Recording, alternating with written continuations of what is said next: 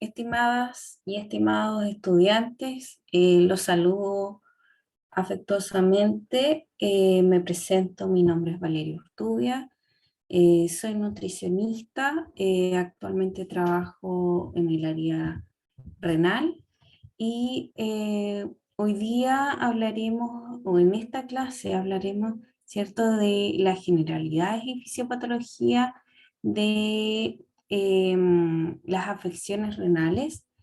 Lo que vamos a ver, vamos a activar un poquito de conocimientos previos, viendo anatomía renal, eh, la función del riñón, ¿cierto?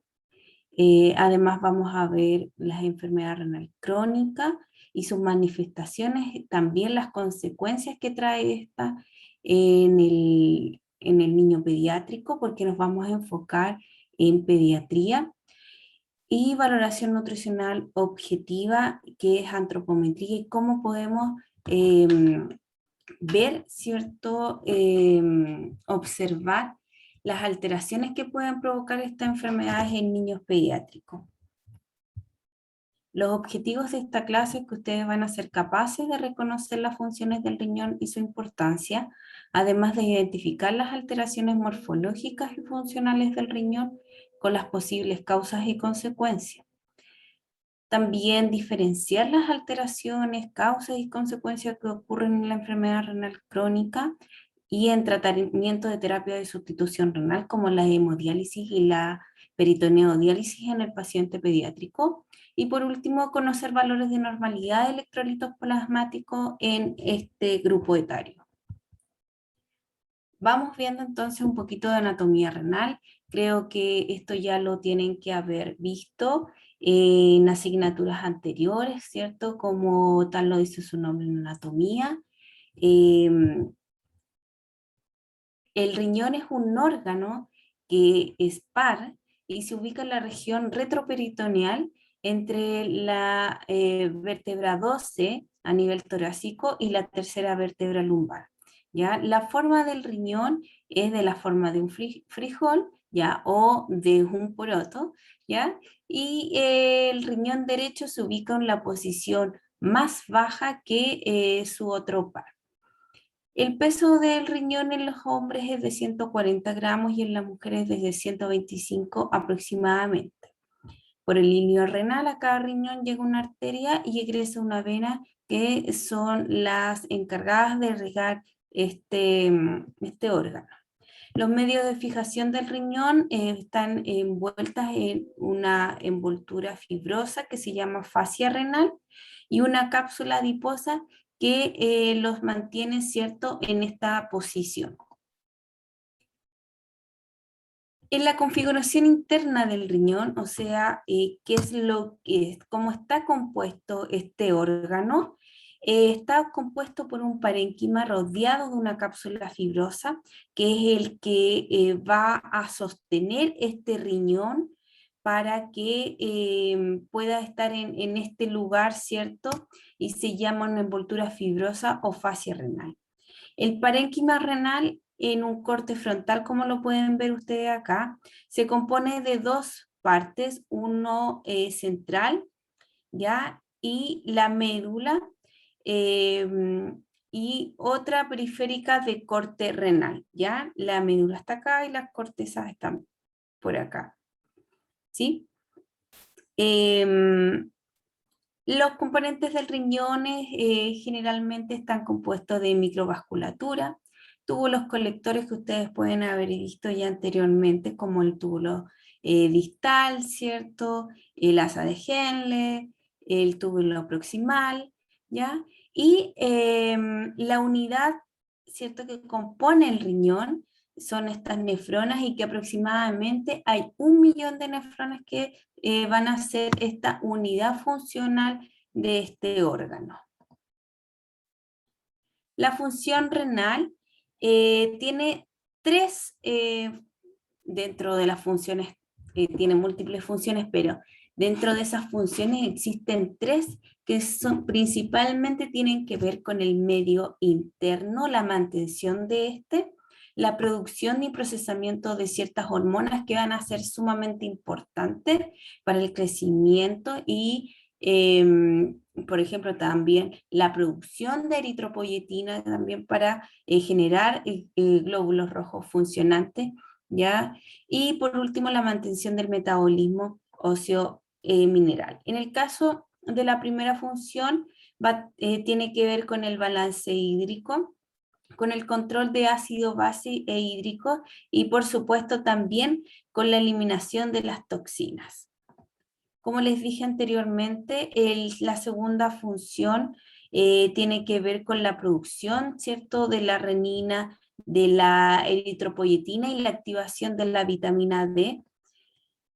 Y en el caso de la mantención del metabolismo óseo mineral, netamente tiene que ver con una adecuada relación calcio-fósforo.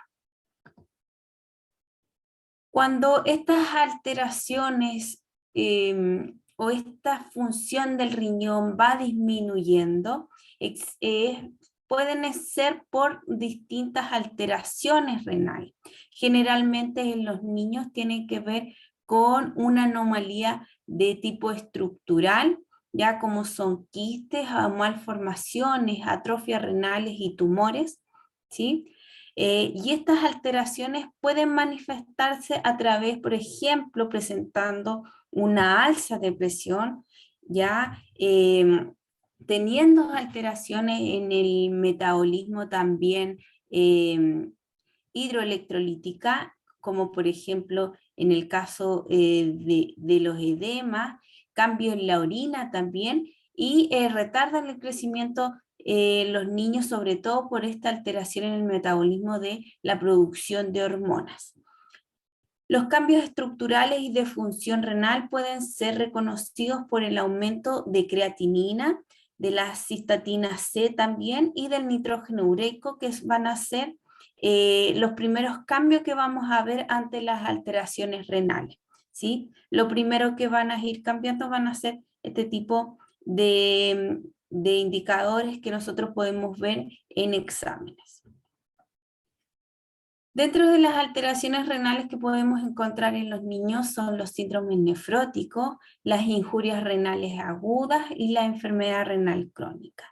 Dentro de estas tres enfermedades, esta última tiene gran consecuencia en el crecimiento y desarrollo del niño. Por ende, nos vamos a enfocar en esta clase en la enfermedad renal crónica, las consecuencias y las causas que pueden generar este tipo de enfermedades. Primero, también es importante que ustedes puedan saber que tanto a nivel adulto como a nivel pediátrico, la velocidad de filtración glomerular se va a ver disminuida en estos pacientes. Sin embargo, en los niños, la velocidad de filtración glomerular se puede calcular a través de la fórmula de Schwarz, ¿ya? Y esto es muy diferente a el cálculo de la velocidad de filtración del adulto, ¿ya?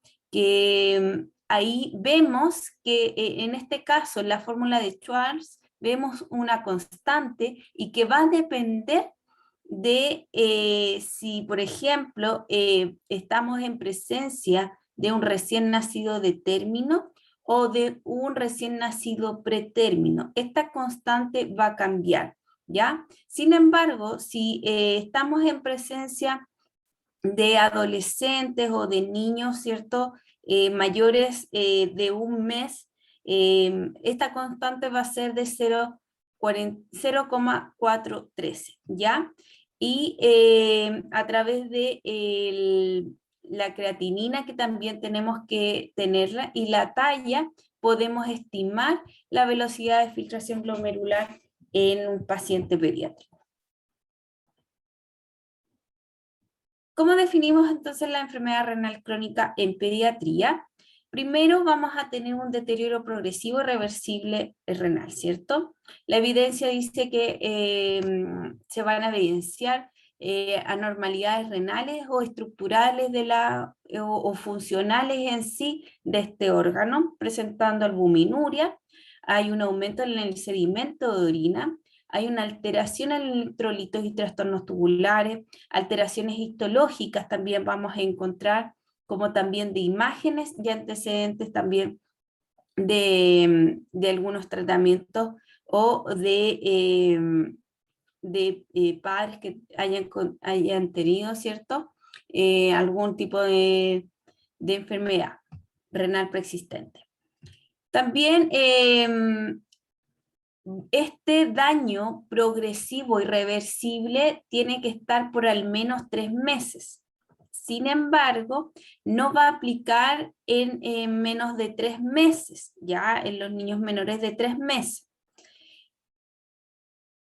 Además, puede existir o no esta disminución de la velocidad de filtración, ¿ya? Por lo tanto, la disminución de la velocidad de filtración por sí solo no me indica una enfermedad renal crónica por sí sola, ¿ya?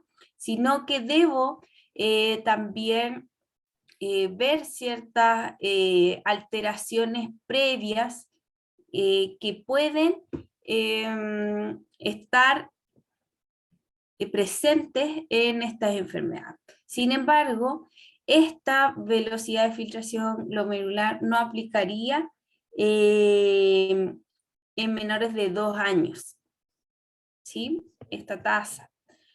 Por lo tanto, si se quiere aplicar en niños menores de 2 años, tenemos que ver otro tipo de evidencia que nos confirme que existe esta enfermedad renal crónica. La función renal en el menor de 2 años, como ustedes pueden ver acá, existe eh, los primeros meses de vida, ¿ya? O los primeros días, la función renal es baja con respecto a cómo va evolucionando a medida que van pasando los años, ¿ya? Si se dan cuenta, acá en este cuadro está mucho más gráfico, cómo va aumentando la velocidad de filtración glomerular a medida que van aumentando también los años y los meses.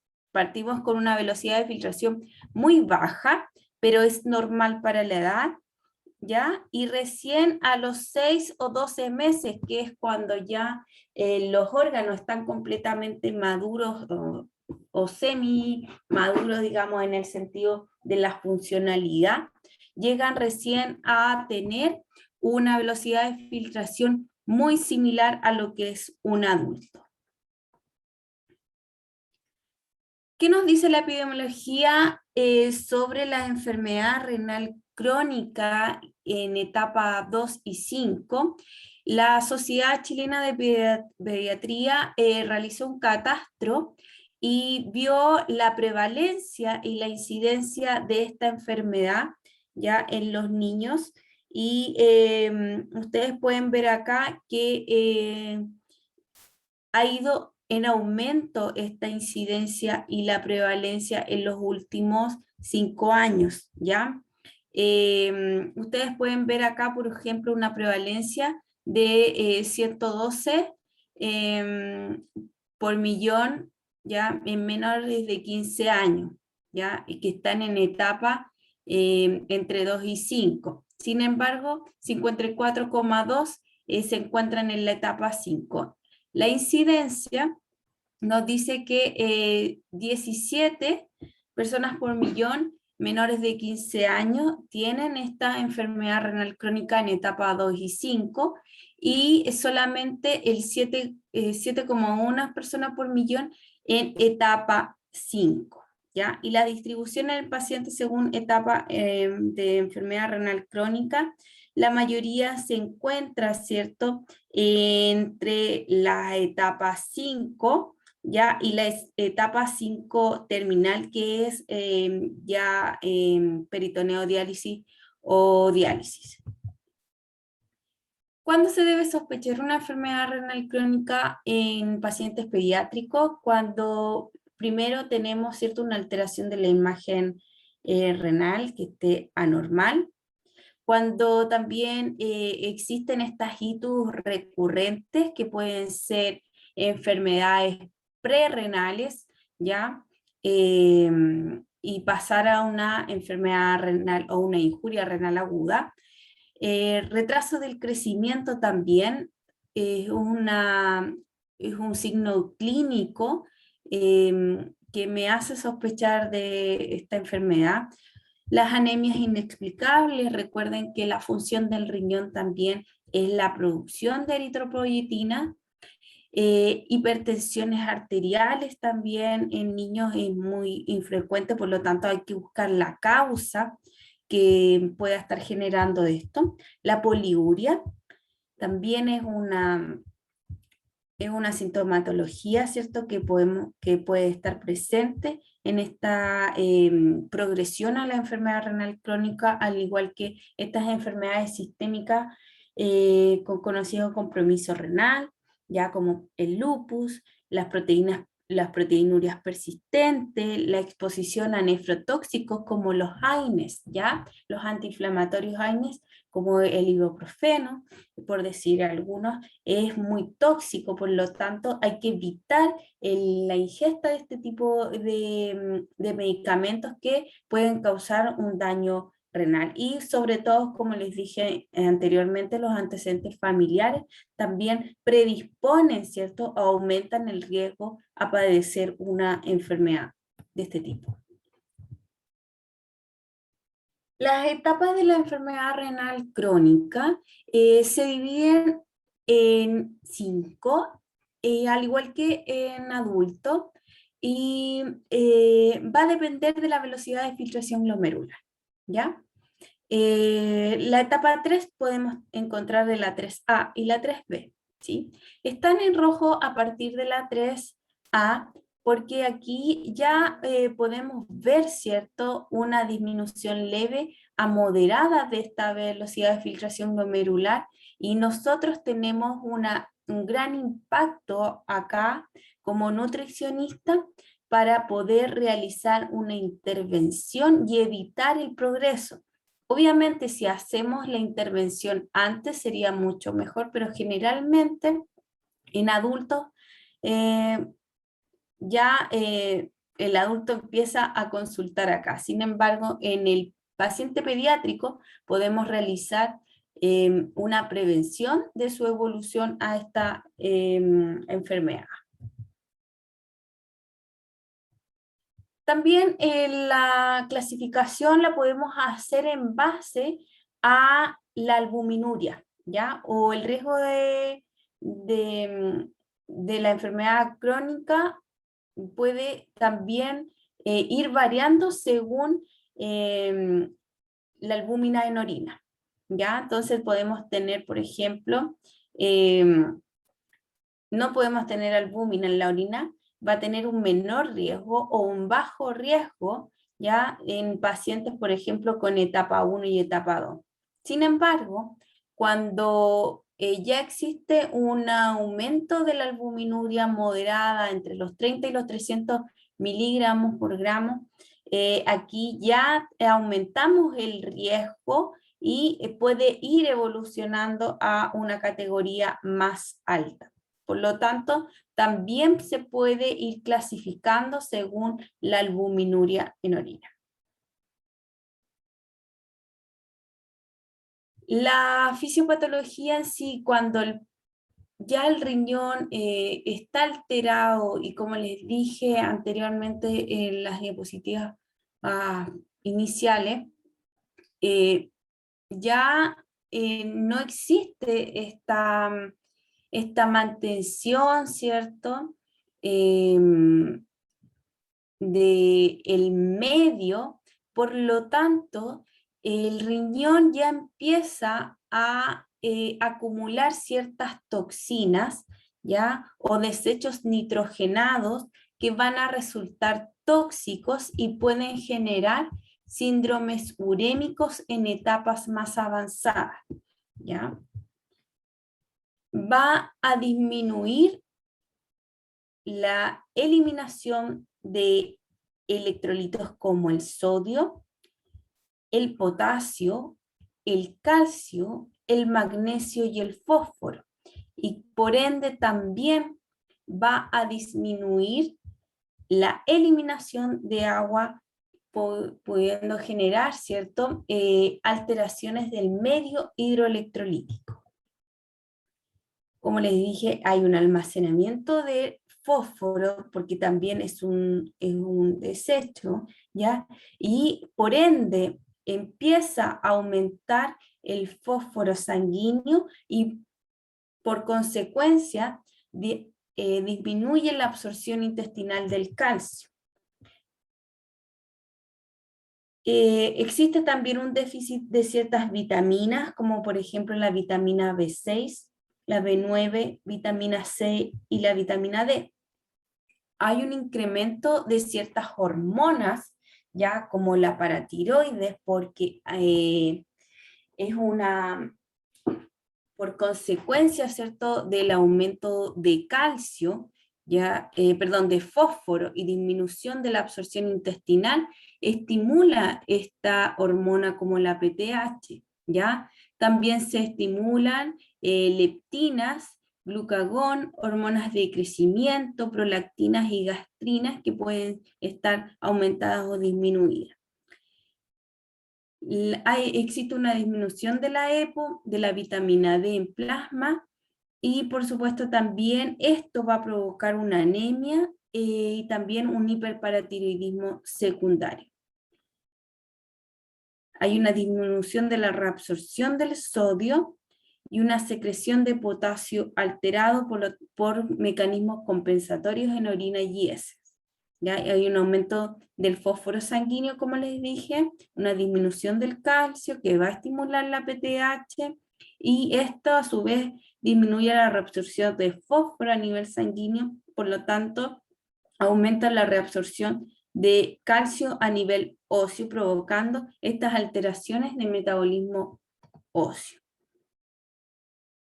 ¿Cómo puedo realizar la pesquisa de una enfermedad renal crónica? Primero, indagando sobre el historial clínico del paciente y de la familia, para ver si existe algún antecedente previo y poder estar más alerta en caso de que exista una alteración en exámenes bioquímicos, por ejemplo. Si existe este historial previo, es importante también tener un control, ¿cierto?, de las presiones arteriales y que estén acorde a su edad, ¿ya?, y a su estatura, por ejemplo, como lo vamos a ver más adelante. También es importante mantener un adecuado peso,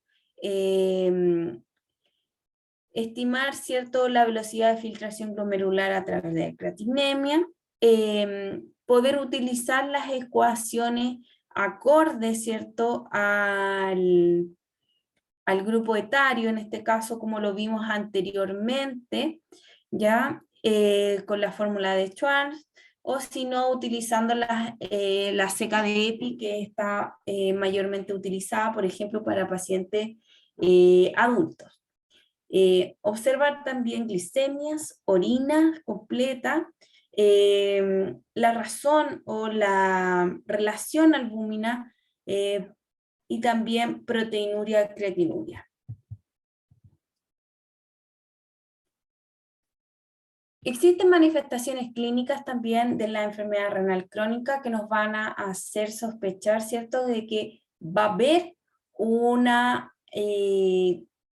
alteración en el estado nutricional de un paciente, sobre todo en el paciente pediátrico, como por ejemplo, vamos a ver manifestaciones de anorexia, bajo peso, podemos estar en presencia también de osteodistrofia por toda esta alteración del metabolismo óseo, la hipertrigliceridemia también, que suele aumentar en estos pacientes, al igual que la hipercolesterolemia, la glicemia, la alteración del fósforo y del calcio, que hay un aumento, ¿cierto?, del fósforo plasmático y una disminución del calcio. La anemia, también que es una anemia multifactorial, no netamente nutricional. Puede existir una alteración en el sodio, ya que puede tener bajos niveles de sodio o normales. También podemos estar en presencia o puede producir una hipercalemia por el aumento de desechos nitrogenados, acidosis metabólica también, que está muy ligado con la hipercalemia, la hipermagnesemia. Recuerden que también hay un aumento del magnesio porque no puede eliminarse a través de la orina, y esto es muy importante, la talla baja también, por todas las alteraciones anteriormente nombradas, que va a afectar la talla en sí, sobre todo en los niños. La causa de desnutrición en esta enfermedad renal crónica la podemos clasificar en 5 causales. Una es la ingesta insuficiente. 2, las alteraciones endocrinas que podemos encontrar. 3, las mismas enfermedades asociadas. 4, el factor de diálisis. Y 5, las enfermedades mineralóseas. En el caso de la ingesta insuficiente, esta puede ser por presencia de anorexia, de la uremia, ¿cierto?, que también provoca una baja en la ingesta del apetito, una digeusia también por este aumento de toxinas urémicas. La dieta restringida, y monótona en este tipo de pacientes, ya que hay que controlar ciertos alimentos que pueden llegar a aumentar el fósforo, el potasio, ¿cierto? Los líquidos, por lo tanto, el paciente se mueve solamente en algunos alimentos, que va a hacer que sea muy monótono su alimentación, y va a disminuir la ingesta de vitaminas y minerales que van a ser importantes, sobre todo en la edad pediátrica. Existe un reflujo también gastroesofágico por el lentecimiento del vaciamiento gástrico, y la depresión también afecta la ingesta en los pacientes, sobre todo en pacientes adolescentes, que vamos a encontrar eh, esto más frecuentemente.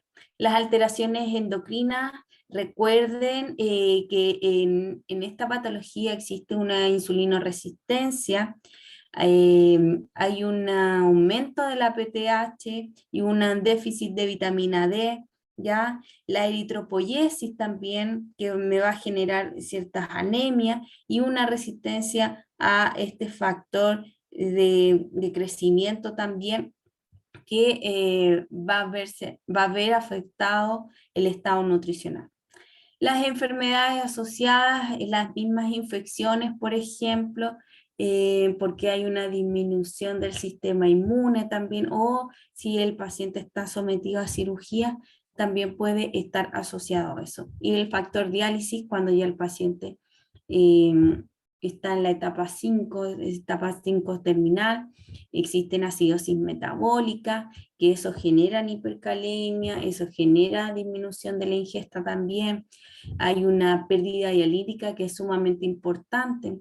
En peritoneodiálisis hay una gran pérdida de aminoácidos, y en hemodiálisis de proteínas a través del dializador. Existe una plenitud gástrica, por lo tanto, esto generalmente se provoca en peritoneodiálisis por la saciedad que provoca la dextrosa o la glucosa infundida, ¿ya? Y las bajas dosis de diálisis también influyen en la ingesta alimentaria, en el estado de ánimo del paciente, que lo pueden ver sobre todo en tratamientos sustitutivos como en la hemodiálisis. Y como anteriormente habíamos mencionado, las enfermedades mineralóseas también tienden a generar esta osteodistrofia renal, provocando alteración en el estado nutricional. Entonces la anorexia inicia con velocidades de filtración glomerular de 70 ml minuto, menor de este, y la principal causa del déficit de crecimiento, o sea, ya a partir de la etapa 2 de la enfermedad renal crónica, ya podemos encontrar una alteración del estado nutricional y del crecimiento en un niño. El retraso en el desarrollo psicomotor y habilidades oromotoras y también las aversiones a las comidas van a ser otro de las causas de la desnutrición en esta enfermedad. Como bien les dije anteriormente, la alteración óseo-mineral están asociadas a esta enfermedad.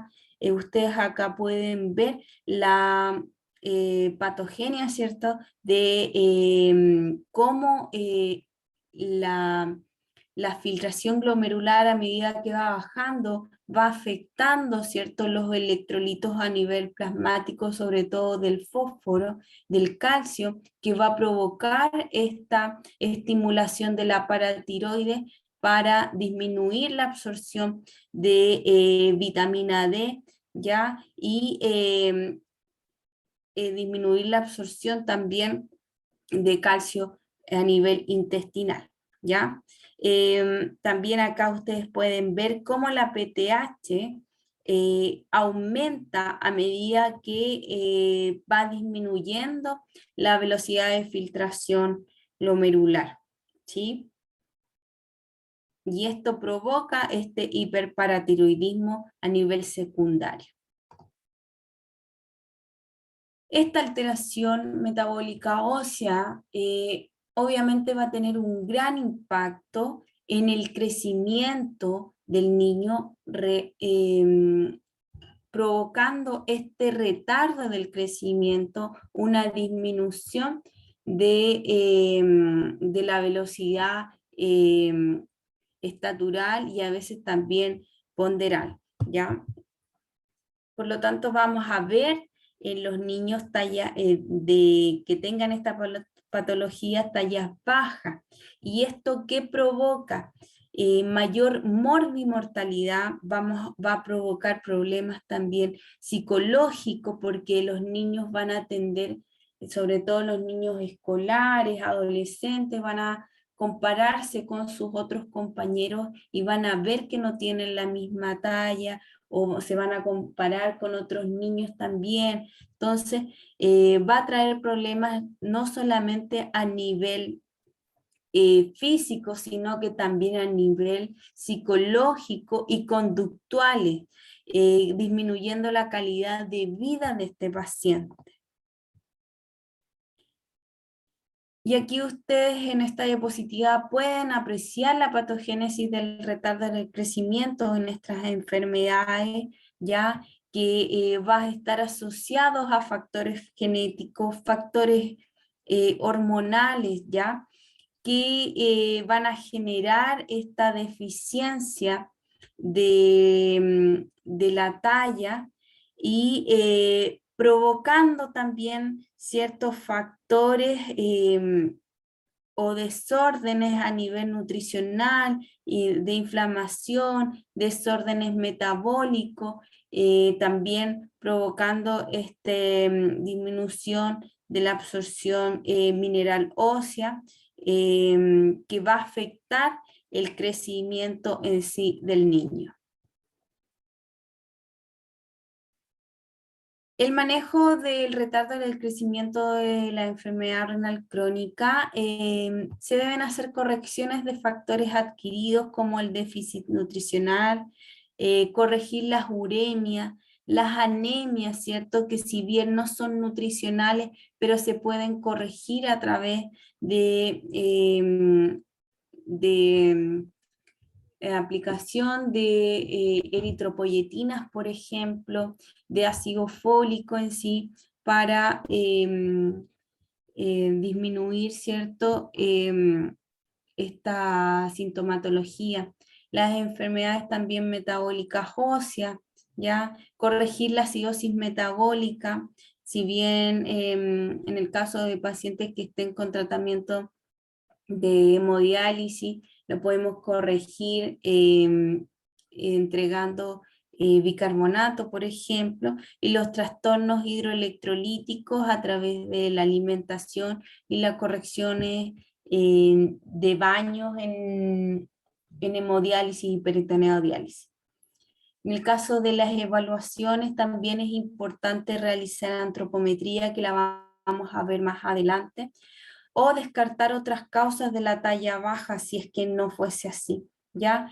Realizar radiografía de edad ósea en muñeca, ¿ya? Y estar evaluando también los factores de crecimiento en estos pacientes, ¿sí? El impacto del crecimiento, del retardo del crecimiento, como les dije anteriormente, no solamente se va a ver a nivel físico, sino que también va a impactar psicológicamente y en la calidad de vida del paciente. Los factores que inciden en el deterioro del crecimiento, entonces, son la edad de inicio, la etiología, ¿ya? La presencia de malnutrición calórico-proteica, la acidosis metabólica, las alteraciones del metabolismo óseo, las anemias, el hiperparatiroidismo, la osteodistrofia renal, los tratamientos esteroidales y alteraciones del eje de la hormona de crecimiento. Los principales problemas en pediatría es la talla baja. El 50% de estos pacientes va a tener una talla baja menor de 2 desviaciones estándar. Y como anteriormente dijimos, generalmente también vamos a encontrar deficiencias nutricionales, anemia, microinflamación, acidosis metabólica. ¿Cuáles son los mecanismos que están asociados al déficit de talla entonces? Como se dijo anteriormente, los niveles normales o aumentados de esta hormona van a generar una resistencia periférica, lo cual va a estimular la disminución, no estimular, perdón, sino que se va a ver sumado esta disminución de la síntesis hepática del IGF-1. Por lo tanto, hay que realizar un tratamiento con hormonas de crecimiento y realizar una corrección de acidosis, además de osteodistrofia y por supuesto de corregir el déficit nutricional a través de una entrega de requerimientos adecuados y acorde al paciente. El retraso del desarrollo puberal entonces se va a ver también afectado por estas uremias, efectos tóxicos directos, por la inhibición glandular que va a generar una reducción en el estadio y las testosteronas, por ejemplo, en ciertos pacientes. Recordar que en la enfermedad renal crónica existe lo que se llama el PIU o desgaste energético proteico, que no solamente lo podemos encontrar en los adultos, sino que también lo podemos encontrar en los niños. Y hay que estar alerta ante este desgaste energético proteico que seguramente la profesora Ángela les tiene que haber hablado mucho de esto, porque este es un síndrome que se tiene que estar atento porque presenta mayor riesgo ya de morbimortalidad a nivel cardiovascular, por ejemplo, y también aumenta la fragilidad, por ejemplo, en el adulto mayor. Por lo tanto, este síndrome, el PIU, incluye pérdidas simultáneas de grasa y de músculo en el paciente urémico, por lo que la idea es no llegar a esto, sobre todo en pacientes pediátricos. Y este desgaste energético proteico se da principalmente en estadios más avanzados, sobre todo en el estadio 5 terminal, ¿ya? Y esto se ve generalmente porque también va acompañado de una disminución del apetito, ¿sí? Hay cambios del apetito, disminuye, hay una anorexia importante por el aumento de toxinas urémicas en esta última etapa. ¿Y cuáles van a ser los criterios para yo decir si el niño tiene o no tiene este PIU? Tengo que ver 5 indicadores, ¿ya? Los indicadores pueden ser bioquímicos, antropométricos, ya como el índice de masa corporal, la masa muscular, observar el apetito y el crecimiento, ¿ya? Para el indicador bioquímico me tengo que fijar en el colesterol total y en la transferrina, aparte de la albúmina y la PCR. Del índice de masa corporal me tengo que fijar en el IMC, que esté menor. Aquí puse menor del percentil 5, pero menor de, menos 2 desviaciones estándar o una disminución del 10% semestral. En el caso de la masa muscular, el área muscular braquial menor del percentil 5 o una disminución de esta misma en el 10% en el semestre. También la baja ingesta o una disminuida ingesta a nivel proteico y calórica que esté disminuida, también es uno de los criterios para yo establecer si el paciente tiene PIU, o un crecimiento con talla baja menor a menos 2 desviaciones estándar. Esto se los voy a corregir, se los voy a mandar corregido. Y una velocidad de crecimiento menor al 10% de lo esperado en el semestre. Bueno, ustedes se preguntarán, ¿con cuántos de estos criterios puedo clasificar a una persona con desgaste energético proteico? Tiene que cumplir al menos 3 criterios de los 5 para yo poder establecer un PIU, ¿sí?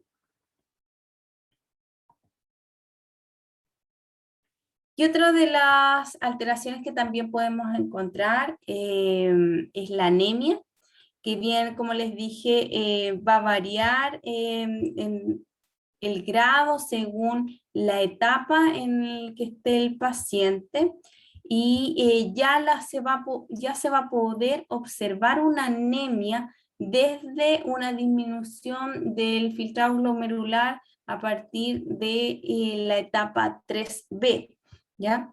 Las anemias que tienen estos pacientes generalmente es normocítica, normocrómica y proliferativa, ¿ya? Hipoproliferativa.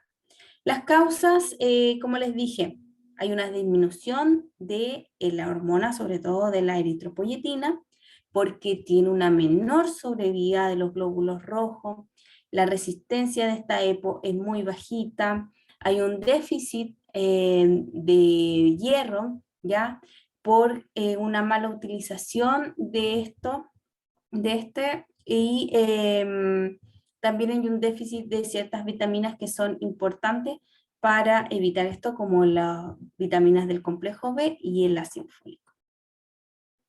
El manejo de la anemia, como bien ustedes pueden observar, nutricionalmente es mínimo lo que podemos hacer, pero sí saber que la corrección viene a través de administrar hierro, ¿ya? Aumentar estos depósitos de hierro a través de vías endovenosas, por ejemplo, o oral. Y en el peor de los casos, cuando una hemoglobina está baja sobre los 6, ahí se puede transfundir, pero esto lo máximo hay que evitarlo, sobre todo en los adolescentes, porque ellos están más propensos a ser candidatos a trasplante. Por lo tanto, cuando están candidatos a trasplante, deben evitar realizarse estas transfusiones porque si no, disminuyen las probabilidades de una mejor adaptación del nuevo riñón.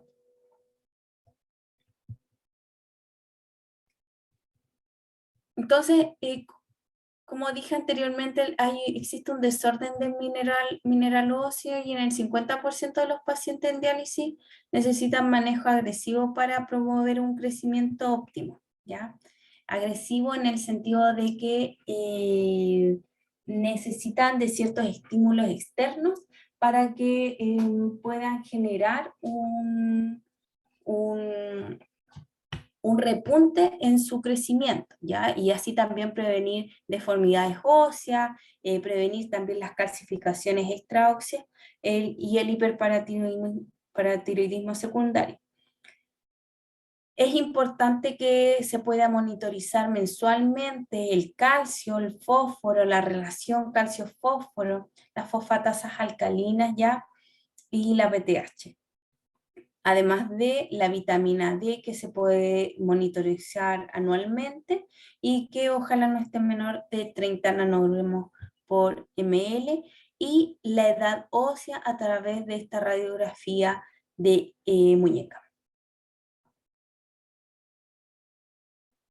La hipertensión también en esta enfermedad se da en más de la mitad de los niños que padecen enfermedad renal crónica, el 54%, y de estos casi más del 50% no está controlada. Por lo tanto, lo primero que cuando yo veo una presión arterial de un niño y siempre tengo que estar evaluándola, tengo que clasificarla en qué percentil se encuentra, ¿ya? Y vamos a clasificar como normal, presión arterial elevada,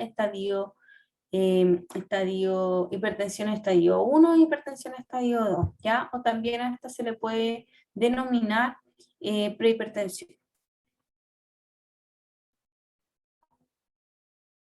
Los objetivos del tratamiento para la hipertensión, ya según la evidencia nos dice que tenemos que tener una presión arterial en clínica, ya que esté bajo el percentil 90 en los niños menores de 13 años, ya sea para presiones arteriales sistólicas y las presiones arteriales diastólicas, y en los niños mayores de 13 años la presión arterial debe estar menos de 120/80.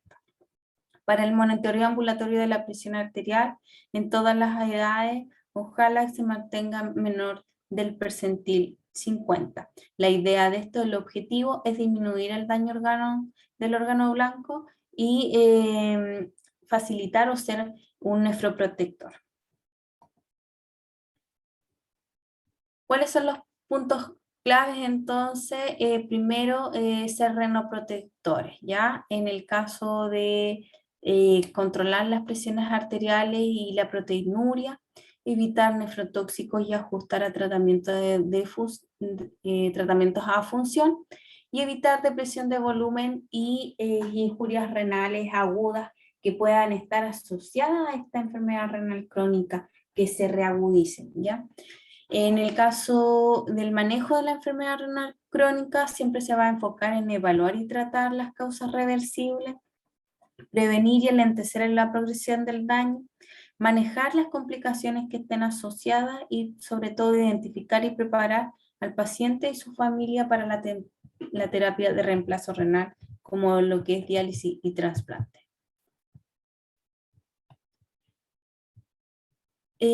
Veamos entonces la valoración nutricional objetiva o antropometría. Me parece sumamente importante poder detenerme acá porque, como ya vimos anteriormente, existe una alteración del crecimiento, ¿ya? Y del estado nutricional en sí del paciente pediátrico. Por lo tanto, la evaluación del estado nutricional, necesito saber antecedentes personales y familiares, ¿cierto? La velocidad de crecimiento, el uso de medicamentos, la patología que tiene el paciente y los exámenes de laboratorio, ¿ya?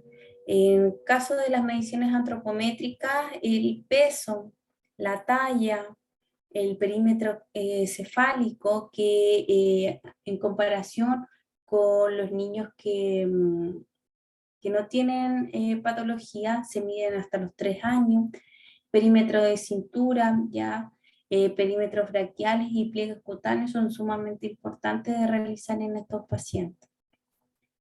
La frecuencia con la que se debe realizar esta valoración, 1 o 2 veces al año, en pacientes con enfermedad renal crónica de estadio 3. Cada 3 a 6 meses en pacientes que ya estén con estadios más avanzados, entre el 4 y 5, o que estén en tratamiento conservador, ¿ya? O sea, que no han llegado a tratamiento sustitutivo como la hemodiálisis y peritoneodiálisis. Y en el caso de que ya hayan entrado a peritoneodiálisis o hemodiálisis, la idea es que la evaluación nutricional se realice mensualmente. Bueno, ¿qué mediciones son las que recomienda la CAOKI monitorizar? Aparte de todo lo que vimos, esto va a depender de la edad del paciente, ¿sí? Y acá la CAOKI nos indica que es recomendable que monitoricemos, por ejemplo, la ingesta dietaria, ¿ya? Los indicadores también es importante, pero, por ejemplo, en los niños menores de 1 año, dice que la ingesta dietaria la vamos evaluando cada 6 meses o 3 meses, ¿ya? Y su frecuencia va aumentando, perdón, a medida que también va aumentando el estadio, ¿ya? En el caso de la edad de entre 1 y 3 años, también la ingesta dietaria, ojalá se evalúe entre 1 a 3 meses, ¿ya? Y se mantiene durante las 5 estadías. En niños mayores de 3 años, podemos ver entre 6 y 12 meses, ¿cierto? En el estadio 3, ojalá cada 6 meses, cada 3 a 4 meses, ¿ya?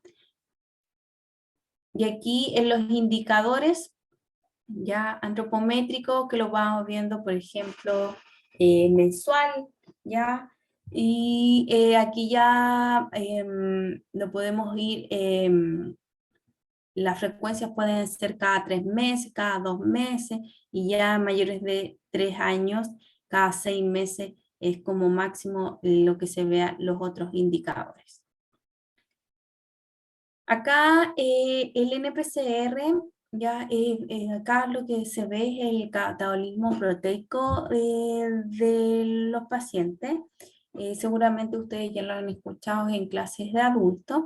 Y en los niños menores, los niños menores de, incluso los niños menores de 3 años, pues, ¿ya?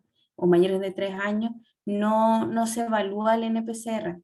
Recién en la adolescencia se va hablando porque tiene mayor correlación, ¿ya? Antes no hay evidencia que demuestre que el NPCR o está validado en los niños escolares o preescolares, ¿ya?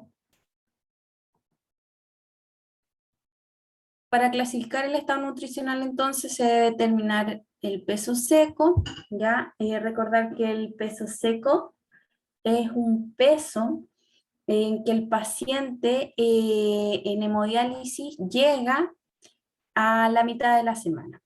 Es decir, si un paciente se hemodializa lunes, miércoles y viernes, el peso seco con el que salga el paciente el día miércoles, ese va a ser el peso con el que yo voy a realizar mi clasificación del estado nutricional, ¿ya? En el caso del peritoneodiálisis, el peso es una visita menos el líquido de la diálisis de la cavidad. Acá las mamás se manejan súper bien con el líquido que tienen infundido los pacientes. Por ejemplo, va a llegar a su consulta un niño y usted de partida lo que tiene que preguntar es cuánto de líquido el que tiene en la cavidad, y la mamá le va a decir 400 cc, un litro, y ahí usted hace el descuento, y ese es el peso con el cual usted se va a quedar para realizar este estado nutricional. Una sobrecarga de fluidos, dice, contribuye a hipertensión y disfunción cardíaca. Por eso es importante que no estén con tanto sobrepeso en líquido, ¿ya? Y es de vital importancia evaluar regularmente el peso seco, especialmente frente a periodos de rápido crecimiento lineal, ¿ya? Por lo tanto, el peso seco no siempre va a ser el mismo. Las herramientas para la evaluación del estado nutricional, yo puedo utilizar los patrones de crecimiento y los indicadores tal cual como se utilizan en pacientes pediátricos sin patologías.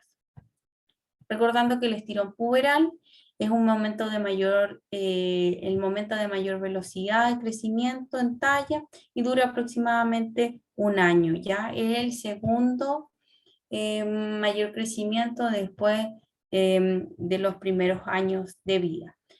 En el caso de las mujeres, con la primera menstruación comienza a disminuir la velocidad de crecimiento y puede faltar aproximadamente 7 centímetros para alcanzar una talla definitiva. Entonces, aquí ustedes pueden observar las características del estirón puberal. En las mujeres va a ser a más temprana edad que en el hombre. El crecimiento también en peso, cuánto van ganando en comparación con los hombres, y en talla también en centímetros, ¿sí? Y la edad de menarquia generalmente va entre los 10 y los 14 años. La hormona de crecimiento, quise colocarla acá porque ya ahora ustedes saben cuáles todas las alteraciones que tiene o que sufre el paciente pediátrico con enfermedad renal crónica, además que ya hicimos un recordatorio de lo que fisiológicamente un niño debiese estar creciendo, ¿cierto? Sin embargo, existen estos tratamientos que lo puedo hacer en niños que no responden, ¿ya? A un aumento del crecimiento a pesar de que está consumiendo bien su alimentación, ¿ya? Y estos son los tratamientos agresivos que yo les nombraba anteriormente. Entonces, el objetivo de la hormona de crecimiento es devolver al niño su canal del percentil genético individual, y el requisito previo sí es una radiografía de muñeca izquierda con la epífisis abierta. Si está cerrada, ya no hay nada más que hacer, pero cuando esté abierta, eso ahí es porque podemos entregar todavía esta hormona de crecimiento, ¿ya? Y esta es una inyección subcutánea que se administra en la noche y se suspende al alcanzar la talla meta, ¿ya? O que esté con trasplante. Se reinicia, en el caso de que esté con trasplante, se reinicia post esta cirugía, ¿ya? Si no hay retraso en la talla. Y los ensayos clínicos apoyan la eficacia de esta hormona de crecimiento en pacientes con diálisis, siendo el efecto mayor que en niños sin terapia de reemplazo, ¿ya? Entonces, aquí ustedes pueden ver la dosis más eficaz. Se les da entre 0,045 a 0,05 miligramos por kilogramo de peso real. También se pueden hacer otras mediciones realizadas por la Caduqui en pediatría, que puede ser a través del DEXA y del VIA. El DEXA sí sobreestima la masa magra en sujetos con sobrecarga de volumen y no hay datos suficientes que apoyen la recomendación de este tipo de medición en estos niños. En el caso del VIA existen limitaciones significativas cuando existe una anormalidad en la distribución del líquido, siendo insensible a grandes cambios en el volumen del líquido, sobre todo en el tronco, pero muy sensible a cambios en las extremidades. Por lo tanto, tampoco está validada en los niños y puede mostrar muchas variaciones en la consulta en la cantidad de líquido. Por lo tanto, no están recomendadas para estos niños. Recuerden que también tenemos indicadores de la composición corporal que pueden ir evaluándolo. Cuidado sí con los pliegues y circunferencias braquiales en pacientes que estén em, con terapia sustitutiva, ya realizarlo después de haber realizado su hemodiálisis o su peritoneodiálisis para tener no sesgado estos indicadores como pliegue occipital y circunferencia. Aquí también les voy a compartir los puntos de corte de compartimento muscular y graso, ¿ya? Que entre el 10 y el 90 se consideran altas y después ya bajas y muy bajas o altas y muy altas para ambas reservas, tanto proteicas como energéticas. Aquí tienen los parámetros bioquímicos también, ya según edad, que son muy distintas a los de adultos, para que lo puedan tener. Después ustedes lo pueden ver mejor en sus casas. Acá les dejo también los rangos de normales de calcio y de fósforo, también según la edad. Y después cuando ya llegan a la edad adolescente adultos, ya se equivalen a uno de adulto. Aquí, a diferencia de la diapositiva anterior, acá tenemos lo que es calcio sérico y calcio iónico. Y la relación calcio-fósforo, que en todos debe ser menos de 65 y ya cuando alcanzan la edad adulta, menor de 50-55. Los niveles de potasio plasmático también, según edad, están en mínimo. En resumen, entonces las alteraciones renales causan un gran impacto en el crecimiento y el desarrollo del niño. Existen alteraciones metabólicas y endocrinas que son parte del retraso, de este retraso en el crecimiento. Se deben realizar prevenciones del avance de la enfermedad de ciertos individuos que presenten factores de riesgo o ya tengan un antecedente previo.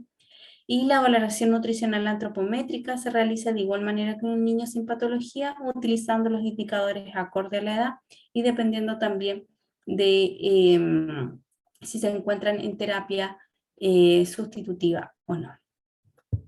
Muchas gracias por su atención.